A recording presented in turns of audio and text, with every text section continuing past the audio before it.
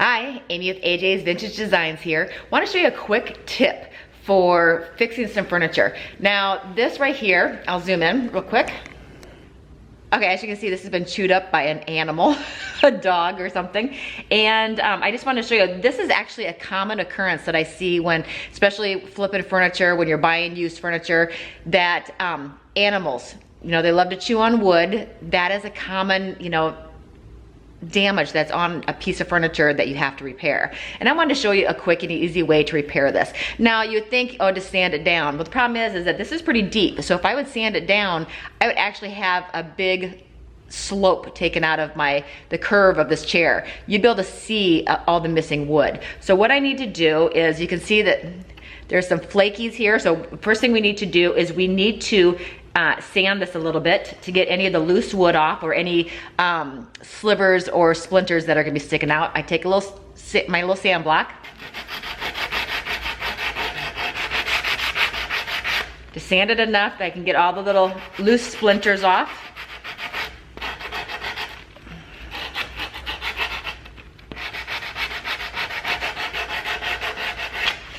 But it's pretty deep, so I know that I can't sand it all the way to sand it smooth. So next I'm gonna be taking my Dixie Belle Mud. I've gotta feel everywhere to find a dog really did a number to this. Let me get underneath here.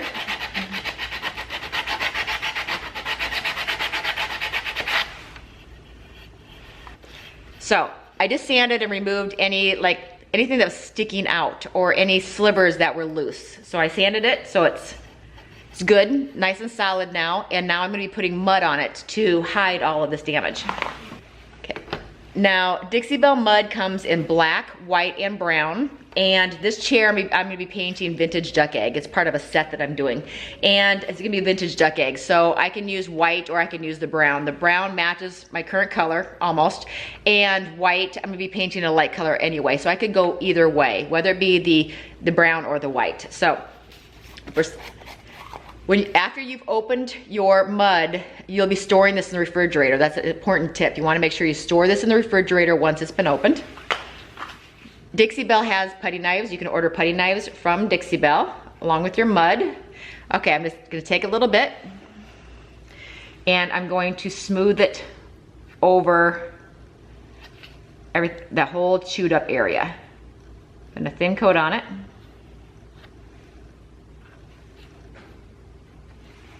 Get underneath.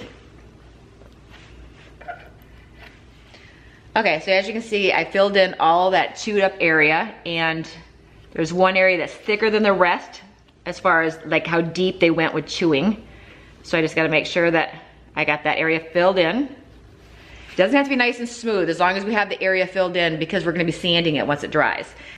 Okay, now I'm gonna go ahead and let it dry, and as soon as it's dry, we'll come back and we're gonna take some sandpaper to it, sand it nice and smooth, and then I'm gonna show you, I'll be putting some paint on it. You'll be able to see that you won't be able to tell that a dog had used this corner of a chair as a chew toy. So I'll be back as soon as it's dry. Okay, my mud is dried. You can see it's a lighter color, and I'm gonna go ahead and sand it. I'm gonna go ahead and use 320 grit sandpaper. You can use, anywhere from 220 to 400 is usually what I use.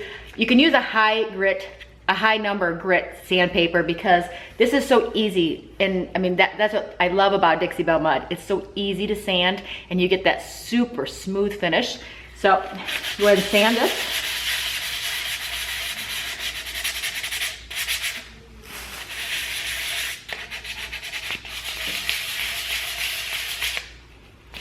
Underneath.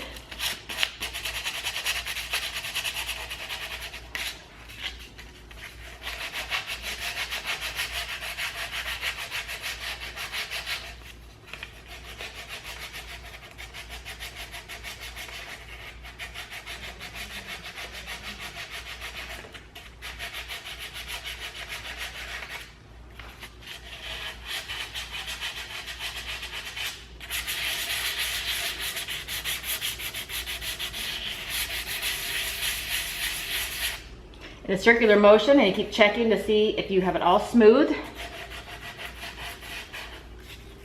The front.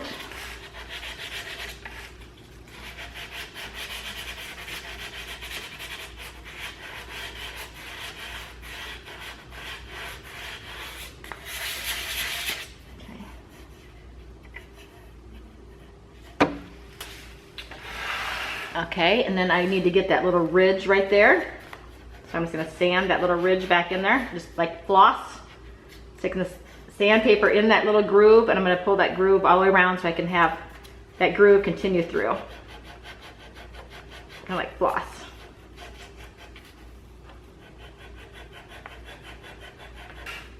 There you go. Now, look at that side right there. See how smooth that is? You cannot see where that was all chewed up by a dog. Okay, so now I'm gonna clean this off. Use an old rag, get it all cleaned off. I don't wanna use water because I don't wanna reactivate the mud. Just dusting it off. Making sure all the dust is off of it. And then I'm going to seal this. I'm gonna want to put either the Boss or Slick Stick, something I want to put on a primer. Since I'm going to be using Slick Stick on these chairs anyway, I'm going to go ahead and seal this with Slick Stick, and that way my texture or my finish on the chair will also match the mud. So I am going to seal this before I paint it. So let's go ahead and do that step. Okay, I want to show you how nicely this covers. Also, when you put the primer on it, it also kind of pulls out any of the flaws. So you'll be able to see, when you put the primer on it, you'll be able to see if there's any place that you missed that you need to touch up.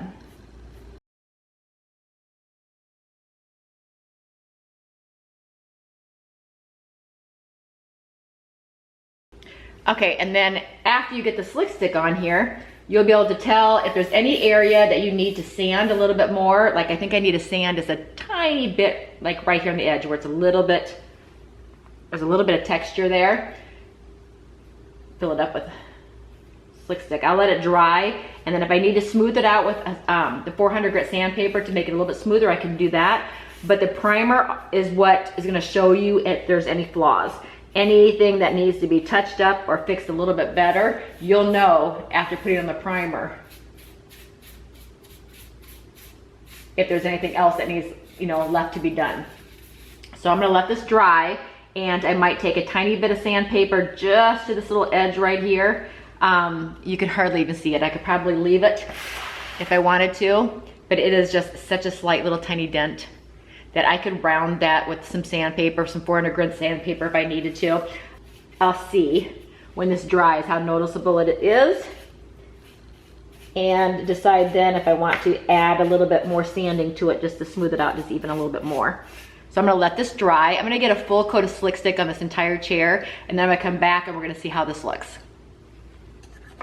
Okay, so the Slick Stick is dried, and you can't even see any of the areas where a dog had chewed up this whole corner.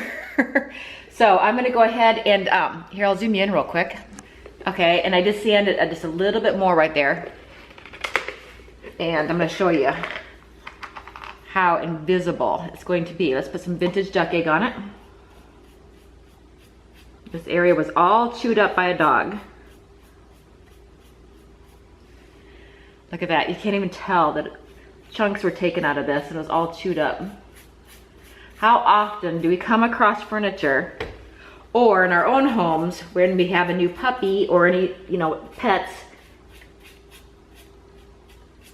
we come across those times where they turn into a chew toy. So there's no reason to get rid of that furniture. It's so easy to fix. Look at that right there. You can't even tell that that was chewed up by a dog. How quick and easy is that? I used Dixie Belle Mud, a little bit of sandpaper, and good to go. You cannot see this was a chew toy just a little bit ago.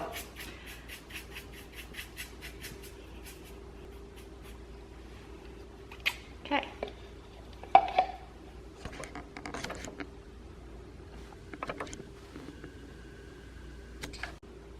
Okay, so I wanted to show you just how easy it was. So next time you come across a piece of furniture that's been treated like a chew toy for an animal, don't pass it up. Or if you have a piece that in your house that you're just not sure what to do, you don't want to get rid of it, but it does have some damage of any kind, whether it's from a pet or it's just been beat up a little bit, Dixie Belle Mud can take care of a lot of those flaws damaged areas, that type of stuff. And look at how easy it was. And it sands so smooth, which is a 220 up to 400 grit sandpaper. It was as easy as this.